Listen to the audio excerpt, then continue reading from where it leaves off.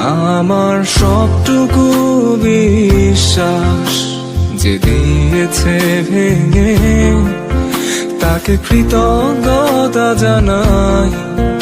সে দিয়েছে আমার অন্ধ চোখে আলো, যার বিশালতার মাঝে আমি একটুকু পাইনি ঠাই।